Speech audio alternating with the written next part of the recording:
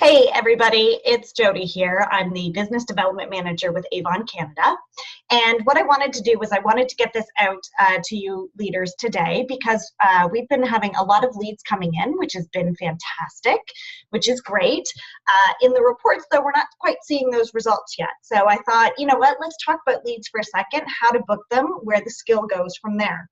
I've already done the video on how to do an appointment and the appointment book, but let's even back up a little bit from there and figure out, you know, how is it that you're booking your leads? I've had a lot of people saying that they have been duds or that people have been non-responsive.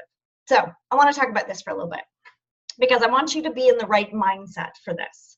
When somebody goes to avon.ca, so I'm talking Avon generated leads, and then I'll talk about personal leads, okay?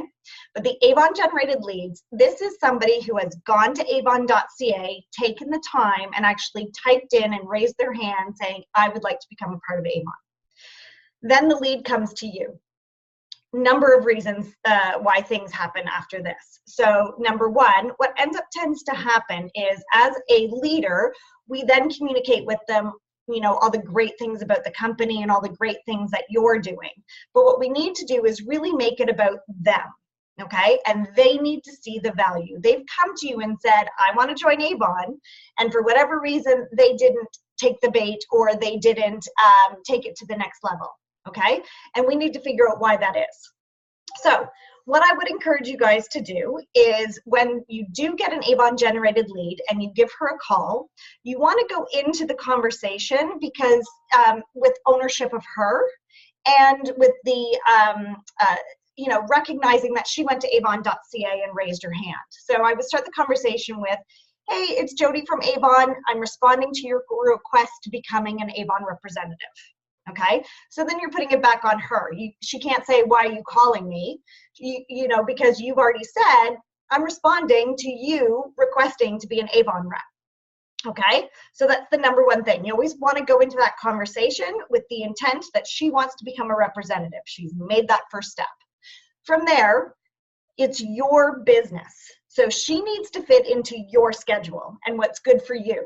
Because if it's important to her, she will make it happen. It's all about priorities.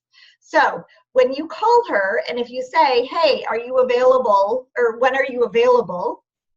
She will give you every excuse under the moon as to not to meet with you. So you want to go in and you want to own this business. And you want to go, hey, it's Jody from Avon. I'm calling in response to you wanting to become an Avon representative. Congratulations. I'm so excited for you.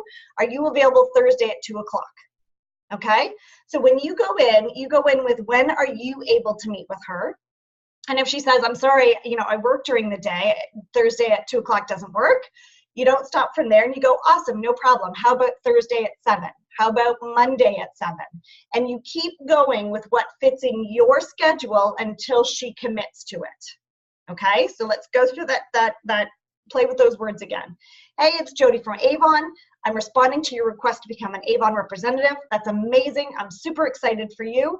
You know, it's going to take about 40 minutes for us to meet up. Are you available Thursday at 2 o'clock to get you started? Now, when you do have her booked, it's always best to meet with her in person. Okay, if you cannot meet with her in person because she's halfway across Canada, that's fine as well. You can also use Zoom or GoToMeetings. There's different ways that you can meet with her. So do not let the fact that distance slow your business down because in today's technology, you don't need that. And if you don't know how to use Zoom or GoTo, it's something I can teach. There is nothing that I cannot teach you. Okay, so again, don't let that prevent you from growing your business. I hope that all makes sense. So that's how you're booking your very first appointment. Okay, so let me know if this makes sense, how you feel about it. Let's talk about it. If you want to play with different words or brainstorm, totally into that. Okay, the next piece though is, and this goes with the personal leads as well, because the personal Avon generated leads, these people did not wake up that morning and go, I want to join Avon today. You approached them one way or another. They gave you their name and contact. They said they might be interested. So what does that look like now? Same way, okay? You want to give them a call, but you want to show them the value. So if you're calling them, hey, it's Jody from Avon. I met you yesterday in line at the grocery store. Just wanted to touch base with you. You interested in saving that 25% and putting that back into your family budget? Okay, talk numbers. You know, if you're talking to someone who is potentially looking for $600 to $800, hey, met you yesterday at the grocery store. Just wanted to touch base. You know, we do have a program right now where you can earn $600 to $800 in your first 6 weeks with an Avon leadership. Are you available Thursday at 2 o'clock? Would love to sit down with you. Okay, again, always what fits into your schedule. When are you available? Give her a date and time. If you're wishy-washy, she will be wishy-washy. Okay? Also ask a lot of questions, especially when you have her on the phone the next day or when you're trying to book her. What does she want? What would she do with the $600? What would she do with $800? How would that change her life? You want to open those open-ended questions like what's in the Ultimate Success Guide. Okay? Now, personal generated leads and even Avon generated leads. Say they just say no. And that's that. You've tried every tactic, every strategy, and they're just like, you know what? I'm not into it. This is where we can do the, you know what, totally understand. You know, good decisions do take time. So would love to follow up with you in a month. Is that okay if I follow up with you in a month? Then what you will do is you will put them on the no list. And I'm going to show you this because no means next opportunity. Okay. So if she has said no, it could be timing, it could be many different things, but you need to know who said no so that you can then follow up. Way back in the day when I was in school for marketing, at that time it was you had to approach someone with a marketing for 3 times before they made a decision. Now with today's technology and so much noise and stuff, it's at least 7 times. They could take up to 7 times to make an informed decision. Okay, you want to keep track of that. So what I would do is the no list is your next opportunity list. And this is things that, you know, again, what's the conversation? What can continue the conversation? So you have her name and you've put everything in, and then you will have notes. You know what? I contacted her at the beginning of July. She said, you know, she wants the summer with her kids. Give her a call in August. So you would make that note. But then you have a list of how many times you've contacted her, what she has said, and what the next steps are for you with that lead. Okay, so really encourage you to do this. The other thing too, so I'm going to give you the coffee analogy because this applies to any type of lead. So say I'm sitting at a restaurant, okay, and I want you to think of your leads this way. I'm sitting at a restaurant and there's 4 of us at the table. And the waitress comes over and she offers me coffee. I say, yes, please. She pours my coffee. She offers Barbara coffee. She says, yes, please. She pours it. She offers Tammy a coffee.